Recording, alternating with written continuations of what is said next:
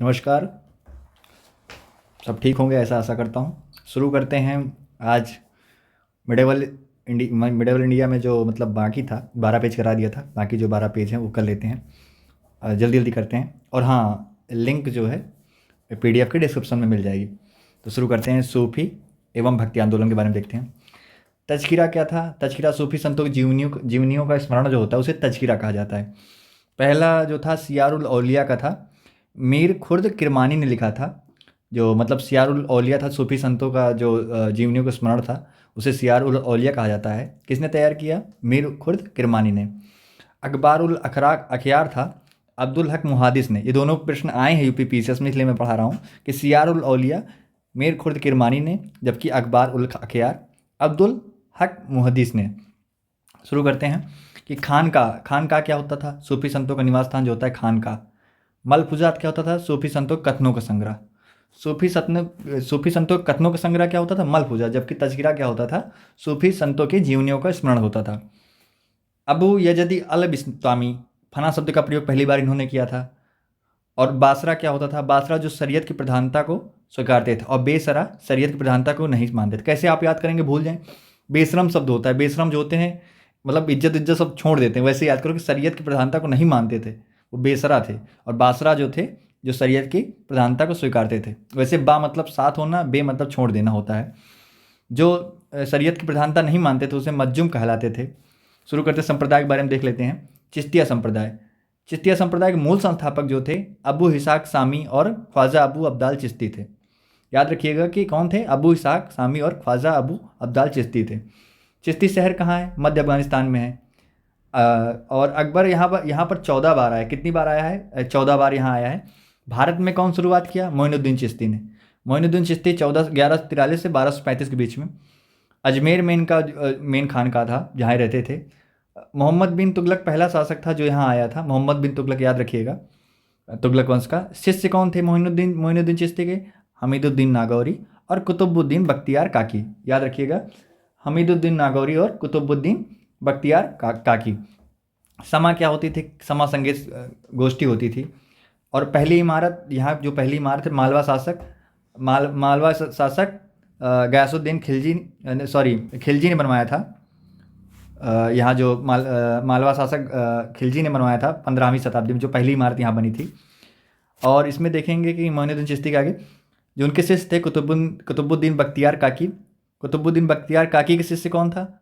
शेख बदरुद्दीन गजनवी और शेख फरीद। ये क्रम लगाने को आता है। चिश्ती, मोइनुद्दीन चिश्ती जी थे, फिर उसके बाद कुतुबुद्दीन बख्तियार, फिर उसके बाद शेख फरीद। और इल्तुतमिश के समय भारत आए थे कुतुबुद्दीन बख्तियार काकी। और इसी क्रम में देखेंगे फिर दूसरे जो शिष्य थे शेख हमीदुद्दीन नागौरी थे, जो कि सन्यासियों को सुल्तान कहा जाता था। हमीदुद्दीन नागौरी को, जो कि मोइनुद्दीन चिश्ती के शिष्य थे। और इसी में देखेंगे कि फिर बाबा फरीद, या इनका ओरिजिनल नाम शेख फरीदुद्दीन गजे शंकर था, 1175 से 1265 के बीच में। इनका जो खानका था अजोधन में था। इनका खानका अजोधन में था। बाबा फरीद जो थे किसके शिष्य थे? कुतुबुद्दीन बख्तियार काकी के शिष्य थे। अब इनके बाबा फरीद के शिष्य का क्या नाम था? जो निजामुद्दीन औलिया थे, ये बाबा फरीद के शिष्य थे। इनका जन्म बदायूं में हुआ था। 1236 से 1325 के बीच में इनका था। 1236 में जन्म हुआ, 1325 की मृत्यु हुई। इस्लाम धर्म का उपदेश कौन दिया? निजामुद्दीन औलिया ने। खानका उनका अजोधन में था। और इनका मतलब बाबा फरीद का खानका अजोधन में था, और निजामुद्दीन औलिया का गयासपुर दिल्ली में था। और निजामुद्दीन औलिया के शिष्य कौन थे? अमीर खुसरो, सिराजुद्दीन उस्मानी, बुरहानुद्दीन और चिराग देहलवी। इनके उत्तराधिकार चिराग देहलवी थे। याद रखिएगा कि एक बार फिर से क्रम याद दिला देता हूँ।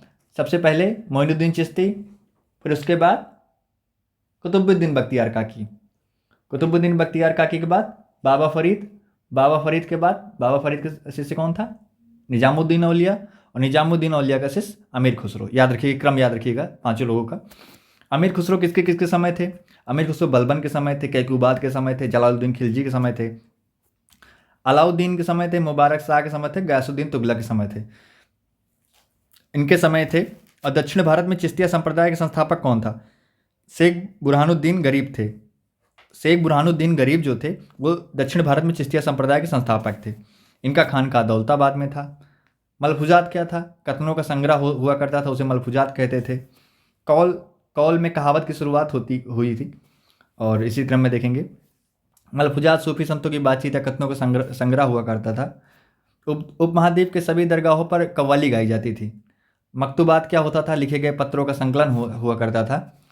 और जो मलफूजात था, फवायदुल फुआद जो था वो एक मलफूजात था, मतलब कथनों का संग्रह था। अमीर हसन सिज्जी देहलवी ने लिखा था, अमीर हसन ने लिखा था इसको। सुहरावर्दी संप्रदाय, इसकी स्थापना शेख जियाउद्दीन और शिहाबुद्दीन सुहरावर्दी ने किया था। भारत में सुहरावर्दी संप्रदाय की स्थापना बहाउद्दीन जकारिया ने किया था। याद रखिएगा, बहाउद्दीन जकारिया। इनका खानका मुल्तान। खानका जरूर याद कर लीजिएगा, मिलाने को आ सकता है पीसीएस में, आया भी है। प्रमुख केंद्र कहाँ था? पंजाब, सिंध और बंगाल। फिरदौसी संप्रदाय की स्थापना कौन किए थे? शेख बदरुद्दीन समरकंदी। कादरिया संप्रदाय, अब्दुल कादिर जिलानी और सैयद मखदूम जिलानी। अब्दुल कादिर जिलानी ने किया था, और भारत में कौन किया था? सैयद मखदूम जिलानी ने। गाने बजाने का विरोधी था ये संप्रदाय, और इसी में से निकला था राजकीय और वहाबिया संप्रदाय। कादरिया संप्रदाय को मानने वाले दारा सिको था। दारा सिको कभी भूल जाए तो कैसे? कादरिया, दारा, यहाँ दा और आ है, यहाँ भी दारा सिको, तो दारा तो याद रखिए कादरिया का दारा सिको मानने वाला था। मियाँ मीर ने स्वर्ण मंदिर की नींव रखी थी, याद रखिएगा, स्वर्ण मंदिर की नींव मियाँ मीर ने रखी थी। नक्शबंदी संप्रदाय ख्वाजा बाकी बिल्ला ने इंडिया में इसकी स्थापना की थी। और सर्वाधिक कट्टरवादी कौन था? नक्शबंदी। संगीत विरोधी भी था, यूपी पीसीएस में पूछा गया है। और बाबर, औरंगजेब और शेख अहमद सरहिंदी, ये लोग नक्शबंदी संप्रदाय को मानते थे। और औरंगजेब जैसे कभी भूल जाए नक्शबंदी, तो बंदी में बंदी और औरंगजेब मतलब लगा है, तो बंदी और औरंगजेब से याद रखिएगा कि ये जो एक ही उसमें से थे। और इसी क्रम में देखेंगे सत्तारी संप्रदाय का संस्थापक मोहम्मद गौस था। कृष्ण को औलिया के अंतर्गत मानते थे ये सत्तारी संप्रदाय वाले। और इसी क्रम में देखेंगे Singing Sword of Kerala, Subramaniam श्रीमुम्बू की पुस्तक है। नलियार दिव्य प्रबंधकम एक अलवार पुस्तक है, जिसमें 12 अलवारों की रचना है। तमिल वेद कहा जाता है इसे। और अपार, सबंदर और सुंदरार की कविता तबरम नाम से जानी जाती है। इनकी मूर्ति बनाकर मंदिर में स्थापित किया गया चोल सम्राट परांतक प्रथम ने इनकी मूर्ति बनाकर स्थापित कराया। और अतिया मस्जिद कहाँ है? बांग्लादेश में है, ईंटों से बनी है। तुर्की मुसलमान कहलाते थे। ताजिकी से आए लोग थे। पारसिक फारस से आए लोग थे, इन्हें कहा जाता था। नाथ संप्रदाय में बौद्ध, शैव और योग तीनों के गुण मिलते हैं, तीनों धर्म से। शाह हमदान मस्जिद श्रीनगर में है। 1395 में मुकुट का नगीना इसमें स्थापित किया गया। खानका का तिरस्कार जो था कलंदर, मदारी और मलंग और हैदरी ने किया था। खानका को नहीं मानते थे, बेसरिया थे, मतलब ये खानका नहीं मानते थे। कलंदर, मदारी, मलंग और हैदरी। भक्ति आंदोलन के बारे में देखेंगे इसी क्रम में। शैव धर्म जो था वैष्णव धर्म से पुराना था, याद रखिएगा। शैव धर्म वैष्णव धर्म से पुराना था, और भक्ति आंदोलन की शुरुआत सूफी आंदोलन से पहले हुई थी, ये चीज़ ध्यान रखिएगा। 63 नयनार हुआ करते थे, जिसमें 3 महिलाएं थी तमिलनाडु में। एक कराईकल अनैयार था, कराईकल याद रखिएगा, यहाँ से पूरा नहीं आया है, कराईकल अनैयार नाम था। भक्ति का सर्वप्रथम उल्लेख कहाँ किया गया है? श्वेताश्वर उपनिषद में किया गया है। अलवार 12 हुआ करते थे। नैनार 63, याद रखिए। नैनार जैसे मैं कैसे याद किया हूँ, 9 सते 63, तो नैनार ना आया है और 63 आया है, तो नैनार को 63 से और अलवार को 12 से।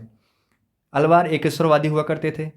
12 अलवारों के मैंने नाम लिखे क्योंकि पेपर में पूछ लेता है कौन से नहीं थे। तो 12 अलवारों के नाम क्या थे? पोयगई, भुत्तार, पेयालवार, तिरुमलरई, कुलशेखर, नम्मालवार, मधुर कवि, पेरियालवार, अंडाल एकमात्र महिला थी, तोंडर देवपिडी, तिरुपान और तिरुमंगई, ये नाम था। बाकी नाम में कुछ मुझे उच्चारण में कुछ गलती हो रही है तो माफ़ कीजिएगा। शंकराचार्य के बारे में देखते हैं। 788 से 820 ईस्वी में अलवार नदी कल्लादी केरल में इनका जन्म हुआ था। इनके गुरु गोविंद योगी थे, परमहंस की उपाधि दी थी। शिव गुरु आर्यभट्ट इनके माता पिता थे। स्मृति संप्रदाय की स्थापना की थी, याद रखिएगा, स्मृति संप्रदाय की स्थापना की थी। और उत्तर में इन्होंने बद्रीनाथ में ज्योतिष मठ की स्थापना की। श्रृंगेरी में श्रृंगेरी पीठ की स्थापना की। पुरी में गोवर्धन पीठ की स्थापना की। द्वारका में शारदा पीठ की स्थापना। इन्हीं के समय कोल्लम संवत चलाया गया 820 ईस्वी में, जब इनकी मृत्यु हुई। और ज्ञान मार्गी थे, उपदेश शास्त्री की पुस्तक है। इसी क्रम में देखते हैं रामानुजाचार्य के बारे में। 1017 से 1137 ईस्वी के बीच में थे। ब्रह्मसूत्र पर श्री भाष्य टीका लिखा इन्होंने, ब्रह्मसूत्र पर श्री भाष्य टीका लिखा। और विशिष्टाद्वैतवाद को मानने वाले थे, वो अद्वैतवाद को मानने वाले थे शंकराचार्य जी, और ये विशिष्टाद्वैतवाद। इनके गुरु यादव प्रकाश थे और शंकराचार्य जी के गुरु गोविंद योगी थे। केशव कांतिमती इनके माता पिता का नाम था। बचपन का नाम लक्ष्मण था। साउथ इंडिया मतलब दक्षिण भारत में भक्ति आंदोलन की शुरुआत कौन किया? रामानुजाचार्य ने। ब्रह्म जीव जगत को तीनों को मानते थे। श्री वैष्णव संप्रदाय की स्थापना की इन्होंने, श्री वैष्णव संप्रदाय की स्थापना की। और स्मृति संप्रदाय की स्थापना कौन किया था? शंकराचार्य। प्रपत्ति क्या हुआ करता था? भक्त स्वयं को ईश्वर के समझ पूर्ण रूप से समर्पित कर दे, उसे ही प्रपत्ति कहा जाता था। यूपीएससी में प्रश्न आया है, प्रपत्ति क्या था? भक्त स्वयं को ईश्वर के समझ पूर्ण रूप से समर्पित कर दे, उसे प्रपत्ति कहा जाता था। निम्बार्काचार्य जी तमिलनाडु रहने वाले थे, 1162 में जन्म हुआ था इनका। नियमानंद इनका नाम भी था। द्वैतवाद के थे, ये द्वैतवाद के थे। रामानुजाचार्य विशिष्टाद्वैतवाद के, शंकराचार्य अद्वैतवाद के थे। इन्होंने संकी संप्रदाय की स्थापना की थी, याद कीजिएगा। रामानुजाचार्य जी ने किसकी की थी? श्री वैष्णव संप्रदाय की। और शंकराचार्य जी ने स्मृति संप्रदाय की। कार्यक्षेत्र इनका वृंदावन यूपी था। अवतारवाद में विश्वास रखते थे। और वेदांता पारिजात सौरभ और 10 श्लोकी सिद्धांत इनकी पुस्तक थी। माधवाचार्य जी के बारे में देखते हैं। 1229 1317, कहीं अलग अलग पुस्तक में अलग अलग इनका जन्म लिखा था, तो वही लिख लिया दोनों। 1229 से 1317 में द्वैतवाद के समर्थक थे ये। ब्रह्म संप्रदाय के थे। ब्रह्म संप्रदाय की स्थापना की इन्होंने। उडुपी कर्नाटक के रहने वाले थे। और इसी क्रम में देखेंगे रामानंद 1299 1411 के बीच में इलाहाबाद के रहने वाले थे। इनके गुरु का नाम राघवानंद था। और इनके शिष्य जो थे, 2 फीमेल थी, पद्मावती और सुरसरी, याद रखिएगा, पद्मावती और सुरसरी। धन्ना जाट था, सेना नाई था, रैदास चर्मकार था, कबीर जुलाहा थे, पीपा राजपूत थे और सधना कसाई थे। याद रखिएगा, मिलाने को आया है पीछे में कई बार। 2 महिलाएं थी, पद्मावती और सुरसरी। धन्ना जाट था, सेना नाई था, रैदास चर्मकार था, कबीर जुलाहे थे, पीपा राजपूत थे और सधना कसाई थे। इनका कार्यक्षेत्र जो था बनारस था। रामावत संप्रदाय की स्थापना की। श्री संप्रदाय के बीच इन्होंने स्थापना की, याद रखिएगा। श्री वैष्णव संप्रदाय जो था वो रामानुजाचार्य जी का था, इनका जो था श्री संप्रदाय था। उत्तर भारत में भक्ति उसको लाने का श्रेय रामानंद को ही दिया जाता है। कबीर जी के बारे में देख लेते। 1398 से 1518 के बीच लगभग 120 साल जिए थे। सिकंदर लोधी समकालीन थे, कई बार आया है। सिकंदर लोधी समकालीन कौन था? कबीर जी थे। विशुद्ध अद्वैतवादी थे, एकेश्वरवादी थे, निर्गुण ब्रह्म के उपासक थे, एकेश्वरवादी थे। कबीर बीजक जो था यूपी बनारस में लिखा गया। कबीर ग्रंथावली दादूपंथी से संबंधित है, ये। और गुरु नानक जी के बारे में देखते हैं। 1469 में जन्म हुआ और 1538 में इनकी मृत्यु हुई। कहीं 39 लिखा है। जन्म रावी नदी किनारे हुआ था। थोड़ा एक्स्ट्रा इन्फॉर्मेशन देखते हैं। बुद्ध को जो ज्ञान प्राप्त हुआ था पीपल के वृक्ष के नीचे प्राप्त हुआ था, निरंजना नदी किनारे, ठीक। और महावीर जी को प्राप्त ऋजुपालिका नदी के तट पर हुआ था और साल वृक्ष के नीचे, याद रखिएगा। इनको 6 साल तपस्या करनी पड़ी बुद्ध जी को और महावीर जी को 12 साल, ठीक है, इनको याद रखिएगा। तब शुरू करते हैं। गुरु नानक जी, इनका जो ज्ञान है 30 वर्ष की उम्र में प्राप्त हुआ, कालीबेन नदी के तट पर। याद रखिए, कभी मिलाने को आ सकता है बुद्ध जी, महावीर और गुरु नानक जी के बारे में। तो याद रखिए, कालीबेन नदी किनारे इनको ज्ञान प्राप्त हुआ। कालू और तृप्ता देवी के माता और पिता और माता थे।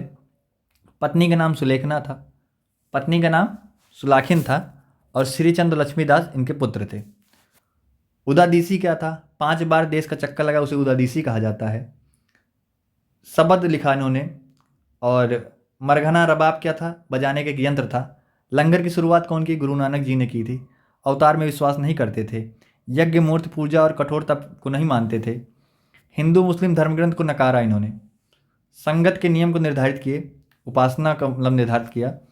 फिर इसी क्रम में देखेंगे सूरदास जी के बारे में। 1478 से 1583 के बीच में इनके गुरु वल्लभाचार्य थे।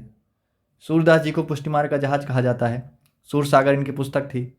कृष्ण के बाल्यकाल का वर्णन किया है इन्होंने इसमें। और आदि ग्रंथ साहिब में नानक और इनके 4 उत्तराधिकारी के बारे में बताया गया है। और वो कौन कौन से इनके जो आदि ग्रंथ साहिब है, अर्जुन देव द्वारा जिस लिखा गया था आदि ग्रंथ साहिब, नानक जी द्वारा, और उनके 4 जो उत्तराधिकारी थे उसमें किसके किसके बारे में लिखा गया है। नानक के जो बोल हैं उनको लिखा गया है, और बाबा फरीद के जो प्रवचन थे उनके बारे में लिखा गया है। रविदास के लिखे गए हैं, और कबीर जी के, इनके जो गुरुबानी हैं इनको लिखा गया है। गुरु तेग बहादुर के भी पदों को इसमें ऐड किया गया है। और फिर गुरु ग्रंथ साहिब के गुरु मतलब गोविंद सिंह के जो पद थे उसको भी इसमें शामिल किया गया है। याद रखिएगा आदि ग्रंथ साहिब में किसके किसके मिलते हैं, बाबा फरीद के, रविदास के, कबीर जी के, गुरु तेग बहादुर के जो कि 9वें गुरु थे, और 10वें गुरु गोविंद सिंह के। वल्लभाचार्य जी के बारे में देखते हैं। वल्लभाचार्य जी 1479 से 1531 के बीच में जगत गुरु महाप्रभु श्री मदाचार्य के नाम से जाना जाता था। इनके पुत्र का नाम विट्ठल नाथ था, जिनके अष्टछाप मतलब आरसी से थे। वल्लभाचार्य जी द्वारा शुद्ध अद्वैतवाद या शुद्धाद्वैतवाद चलाया गया। रुद्र संप्रदाय की स्थापना इन्होंने की वल्लभाचार्य ने। इनमें जो अष्टछाप थे, कुंभन दास, परमानंद दास, सूरदास, कृष्णदास। और कभी वल्लभाचार्य जी ने कभी संन्यास नहीं ग्रहण किया, याद रखिएगा कौन से ऐसे थे, तो वल्लभाचार्य जी ने संन्यास ग्रहण नहीं किया। और जो इनमें अष्टछाप थे उसमें कुंभन दास, परमानंद दास, सूरदास और कृष्णदास, इनके गुरु जो थे वल्लभाचार्य जी थे। और चतुर्भुज दास, ये चतुर्भुज दास है, नंददास, गोविंद स्वामी दास और चित्त स्वामी, इनके गुरु विट्ठलनाथ जी थे। याद रखिएगा इनके गुरु विट्ठलनाथ जी थे। और वल्लभाचार्य जी क्या कुंभन दास, परमानंद दास, सूरदास और कृष्णदास के थे। चैतन्य जी के बारे में देखेंगे, बंगाल के थे, 1486 से 1537 के बीच में। इनका मूल नाम विशंबर था, निमाई या नाम था। गुरु केशव भारती जी थे। गोसाई संघ की स्थापना की। अचिंत भेदाभेदवाद पंथ की शुरुआत की। कीर्तन प्रणाली की शुरुआत चैतन्य जी ने की। मीराबाई जी के बारे में 1498 से 1546, द्वारका में इनकी मृत्यु हुई। खुद की मेड़ता की रहने वाली थी। पदावली इनकी पुस्तक थी। इनके गुरु रैदास थे, जो कि रैदास किसके थे, रामानंद के गुरु थे रैदास जी। भोजराज इनके पति थे, सिसोदिया कुल के। राणा सांगा के बड़े पुत्र थे, जो मीराबाई के पति थे, राणा सांगा के बड़े पुत्र थे। और इसी क्रम में देखेंगे कि तुलसीदास जी के बारे में देखेंगे, 1532 से 1623। इनके गुरु का नाम नरहरि दास था। रविदास या रैदास के बारे में देखेंगे, संतों के संत कहा जाता था रविदास या रैदास को। उत्तर भारत में भक्ति आंदोलन के संस्थापक को इन्हीं कहा जाता है। भक्ति आंदोलन के संस्थापक रविदास को कहा जाता है। अवतारवाद का खंडन किया इन्होंने। दादू दयाल निर्गुण भक्ति परंपरा के थे, ब्रह्म संप्रदाय की स्थापना की।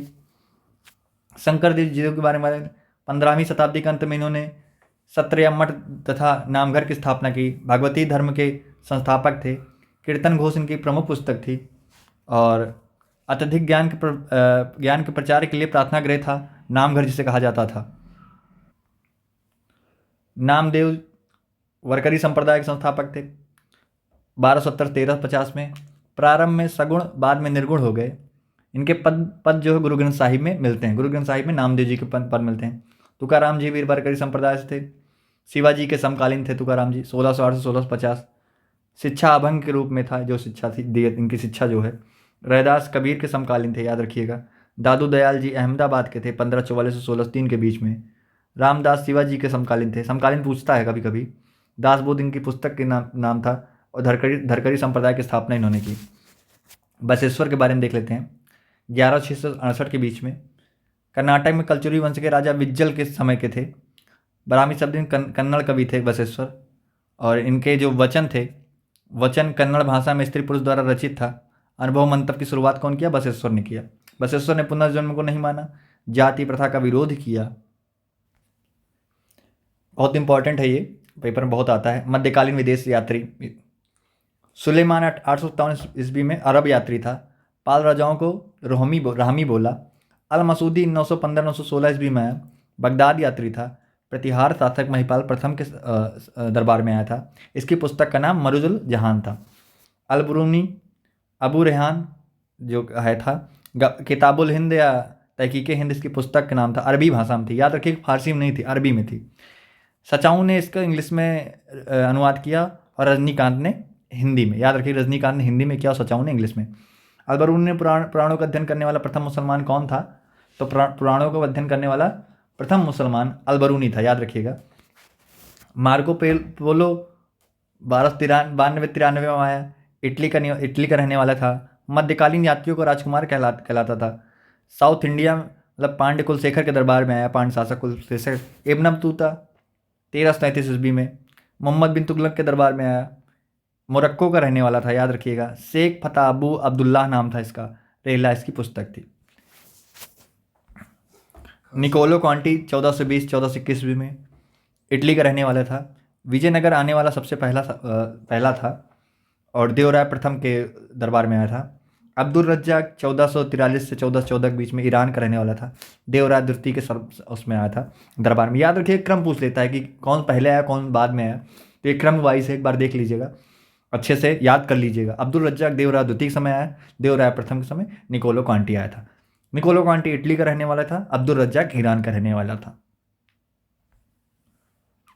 एथेनोसियस निक्टिन 1470-74 के बीच में था, रूसी यात्री था। बहमनी दरबार में आया, उसके बाद फिर बीदर दरबार में गया। बारबोसा पुर्तगाल का रहने वाला था, 1508 से 1516 के बीच में भारत आया।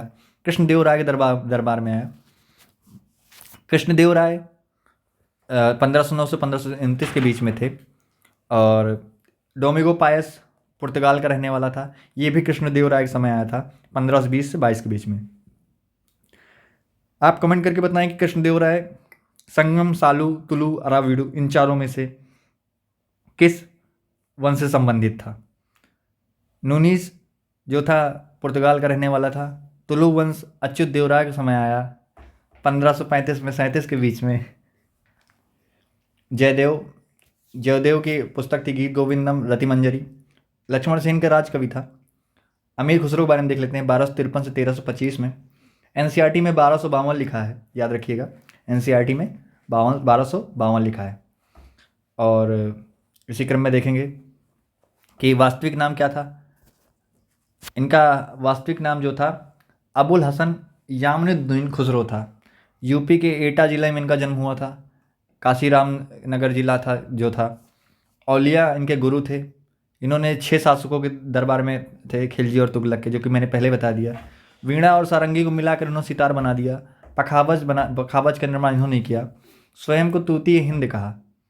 स्वामी हरिदास निम्बार्क समुदाय से संबंधित थे। तानसेन को संगीत का सम्राट कहा जाता था। और इन तन्ना मिश्र त्रिलोचन राम तनु इनका नाम था। संगीत सार रागमाला श्री गणेश स्तोत्र इनकी पुस्तक थी। बैजू बावरा मानसिक के दरबारी थे। मियाँ की उपाधि तानसेन को अकबर ने दिया था, याद रखिएगा, यूपीएससी में आया है। अकबर ने मियाँ की उपाधि दिया था तानसेन को। तमिल भाषा के त्रिरत्न कौन थे? कम्बन, कुट्टन, पुलागेंदी, ये तमिल भाषा के त्रिरत्न थे। कन्नड़ भाषा के त्रिरत्न कौन थे? आप कमेंट करके बताएं, कल वाले वीडियो मैंने बताया था। और ये थी आज की क्लास। जो पीडीएफ का लिंक है डिस्क्रिप्शन में मिल जाएगा। फैक्ट ज़्यादा है, आप 2-4 बार देखेंगे जरूर याद हो जाएगा। और यहाँ से प्रश्न आते ही आते हैं, आप विश्वास कीजिए कि प्रश्न यहाँ से जरूर आएंगे। हर एग्जाम में आते हैं। और यूपीएससी, यूपी पीसीएस और आरओ में यहाँ से प्रश्न कई बार आए हैं। आप प्रीवियस ईयर क्वेश्चन पेपर से देख लीजिएगा। बाकी पढ़ते रहें, हंसते रहें, मुस्कुराते रहें, स्वस्थ रहें। नमस्कार।